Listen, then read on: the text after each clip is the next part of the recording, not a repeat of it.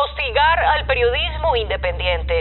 Casos así abundan en Centroamérica y el Caribe. La mayoría de las organizaciones que defienden la libertad de prensa ven en Nicaragua la peor situación, pues más de 50 medios han sido cerrados.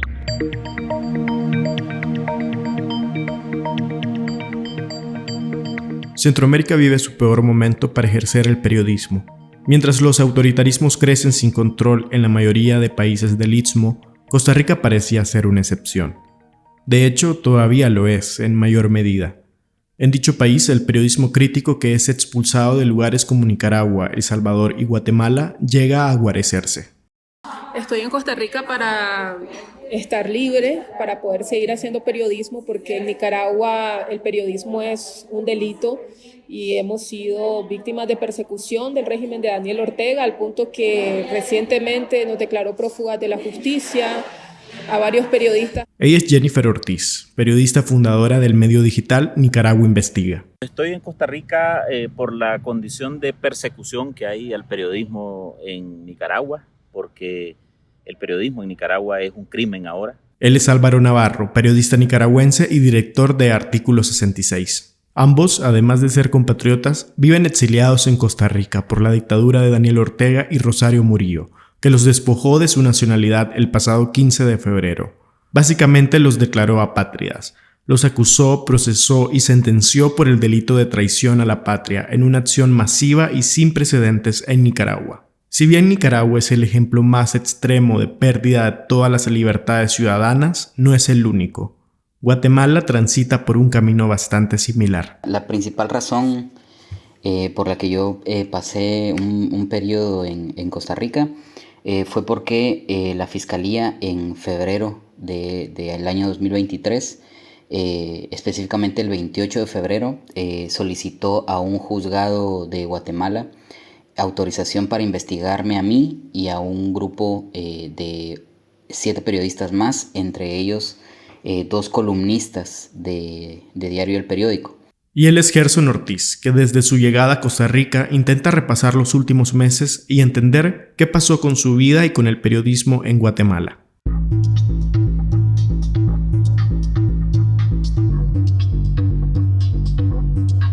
Mi nombre es Franklin Villavicencio, soy reportero de Divergentes. En este episodio podrán escuchar el testimonio de 3 periodistas centroamericanos que han asentado sus vidas en Costa Rica, un país que, hasta la llegada del presidente Rodrigo Chávez, parecía inmune a la epidemia autoritaria que padecen el resto de países de Centroamérica.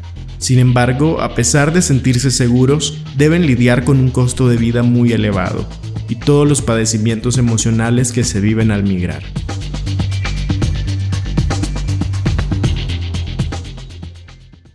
Volvamos con Jennifer. No fue una decisión pensada, no es algo que quisimos hacer y era lo más cerca que teníamos, y también pensábamos que esto iba a cambiar pronto y que necesitábamos estar cerca para retornar. Pero el retorno no parece pronto. Más bien, el régimen del cual huyó Jennifer ha tomado más fuerza a punta de represión y cada vez crece su control totalitario. La dictadura de Ortega y de Murillo ya no solo persigue a opositores o periodistas, sino a empresarios, sus antiguos aliados, religiosos y a su misma militancia sandinista que constantemente es vigilada. El detonante fue a mediados de 2021, cuando el régimen de Ortega empezó a encarcelar a candidatos, aspirantes presidenciales, a citar a periodistas a fiscalía, a involucrarlos en supuestos casos de, lavado de dinero, fake news. Jennifer se refiere a uno de los puntos de inflexión que marcó a la Nicaragua que es hoy. La oposición iba a intentar competir contra el régimen en las elecciones generales de ese momento, pero la dictadura arrestó a 7 aspirantes presidenciales y a otras decenas de liderazgos políticos. Fue una escalada brutal que conllevó a una mayor persecución hacia periodistas. Porque los chachalacos, las urracas parlanchinas, todos los días inventan cualquier cosa para sembrar terror en la gente. ¡Qué calidad humana la que muestran las chachalacas, las urracas parlanchinas! Si no es una cosa es otra, pero siempre están instalando y queriendo instalar temor. Esa es la voz de la copresidenta Murillo en una de las tantas veces que ha estigmatizado a periodistas, atacándolos frontalmente en una de sus intervenciones a mediodía. Luego de esto, Jennifer decidió que lo mejor para ella y su medio era salir de Nicaragua. Su primer exilio fue en 2019, pero las dificultades económicas la hicieron volver a su país, donde las circunstancias la volvieron a forzar a instalarse en San José. Aquí vive ahora con sus 3 hijos de 13, 9 y 4 años. Décadas atrás, su padre se refugió en Costa Rica durante la guerra interna nicaragüense de los años 80, pues apoyaba al movimiento contrario a la revolución sandinista que lideraba entonces Ortega. Hasta ahora yo veo hacia atrás y digo, pues, yo soy mi papá ahora, ¿no? Repitiendo ese exilio, tristemente, por causas diferentes pero parecidas. No sé, no quiero que mis hijos se exilien el día de mañana y tengan que repetir la historia o mis nietos. Jennifer recuerda cómo fue su salida de Nicaragua tras asimilar que debía irse. Cruzó en una motocicleta por caminos empedrados y fangales. Lloraba por haber abandonado a sus hijos en la emergencia sin explicarles bien lo que pasaba, aunque sabía que las cosas andaban mal desde hacía tiempo, porque vivían casi encerrados en Managua. Hoy, aquellos recuerdos la siguen conmoviendo. Yo solo llegué a dejarlos donde la abuelita y les dije que iba a mandarlos a traer y que nos teníamos que separar por un momento y solo se pusieron a llorar, entendían que había algo muy grave pasando porque no nos habíamos separado nunca. Pero tampoco yo les quise decir qué era exactamente lo que estaba pasando porque no quería que ellos tuvieran traumas, ¿no?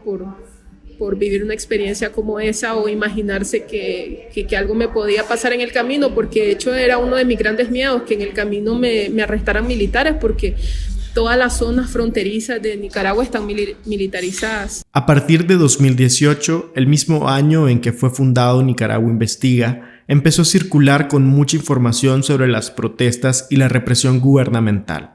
Esto puso al medio y a sus periodistas y a ella en el blanco de ataques, hasta el punto de que le quitaron su nacionalidad junto a otra decena de periodistas nicaragüenses, la mayoría de ellos en el exilio. Álvaro Navarro es otro que encarna dicha lista.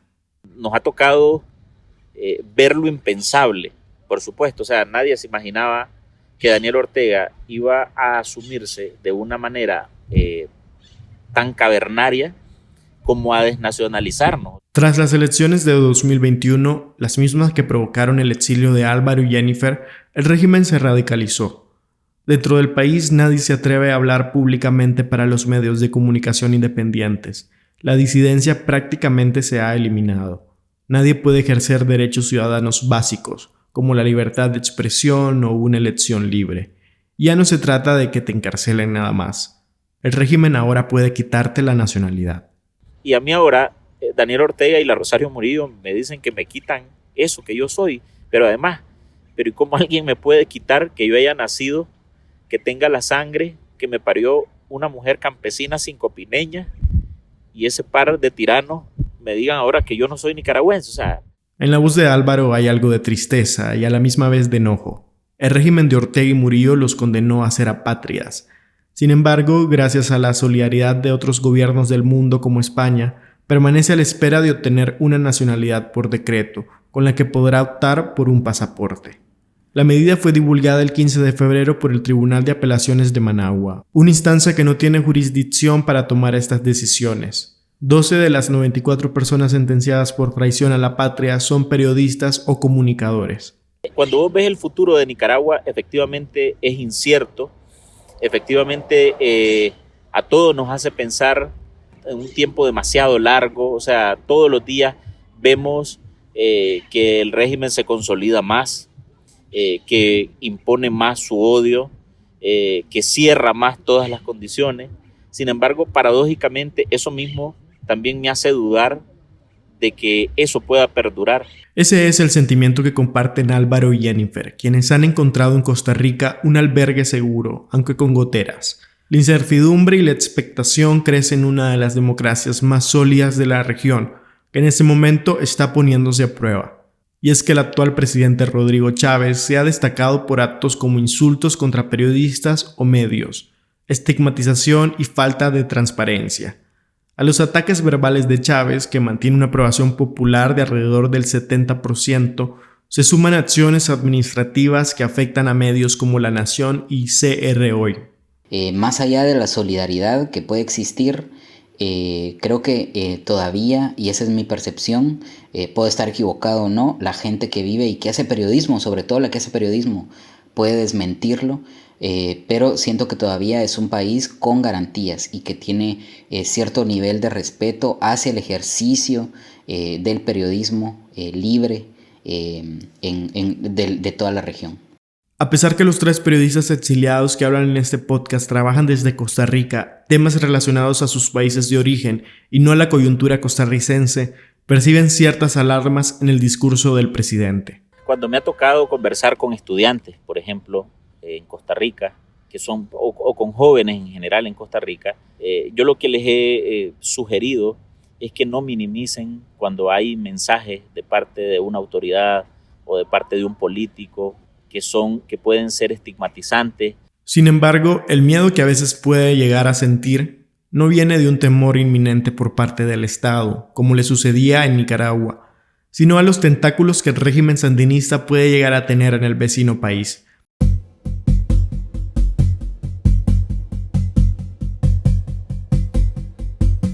A pesar que Costa Rica se ha convertido en un centro de operaciones de periodistas y medios independientes de otros países centroamericanos, el costo de la vida y la burocracia del Estado representa un gran reto para el periodismo. Vine a Costa Rica, no tenía ni un plato donde comer, ni una silla donde sentar a mis hijos. Cuando me fui, tuve que volver a dejar lo que ya había construido aquí también. Y llegué a Nicaragua y de nuevo no tenía dónde sentarme ni dónde acostarme. Y vuelvo a dejar Nicaragua y vuelvo a Costa Rica con la misma situación. O sea, han sido 4 veces duras de ir y venir, en donde vos decís, ¿qué está pasando aquí? La primera vez que Jennifer llegó a Costa Rica fue en 2018, durante la primera oleada migratoria que provocó la dictadura. Regresó a Nicaragua debido a la carestía de la vida en dicho país, que incluso para los mismos costarricenses representa un reto. Sin embargo, algo ha cambiado en este segundo exilio. Está claro que tendrá que permanecer en ese país más tiempo del que se puede imaginar. Yo no siento que esto sea una casualidad, siento que es una especie de condena social que tiene Nicaragua porque nunca ha aprendido de sus errores, y no solo como país en general, sino cada uno como ciudadano. Yo creo que nos hace falta mucho eso de mirar la historia con un ojo crítico y entender que nosotros también somos parte del problema.